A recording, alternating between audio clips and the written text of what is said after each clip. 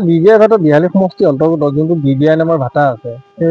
সেইখনত কোনে ইমান মানে শিশু শ্ৰমিক লগাইছে পথাৰত ইমানেই শিশু শ্ৰমিক মানে মাটি কাটি পথাৰ মাটি তহিলং কৰি দিছে তাত কোনো শিশুসকলৰ কাৰণে যি স্কুলৰ ব্যৱস্থা থাকিব লাগে সেই স্কুলৰ ব্যৱস্থা নাই আৰু চিমনিটো ইমান চাপৰ তাত প্ৰদূষণ সৃষ্টি কৰি তাৰ বেমাৰ আজাৰ ইমান খোৱা পানী ভাল তাত ব্যৱস্থা নাই যোনবিলাক মানে কাম কৰা মানুহ থাকে খোৱা পানীৰ ব্যৱস্থা নাই স্কুলৰ ব্যৱস্থা নাই এই বিবিআই নামৰ ভাটাটোৱে দিহালী সমষ্টিত অৰাজক সৃষ্টি কৰিছে মানে অৰাজক মানে এনেকুৱা অৰাজক আৰু সেইটো ক'বলৈ বাকী নাই সিহঁতে মানে দাদাগিৰি চিষ্টেমত মাটি কাটি যেনেধৰণে ব্যৱস্থা কৰি ভাটাটো চলাই আছে নহয়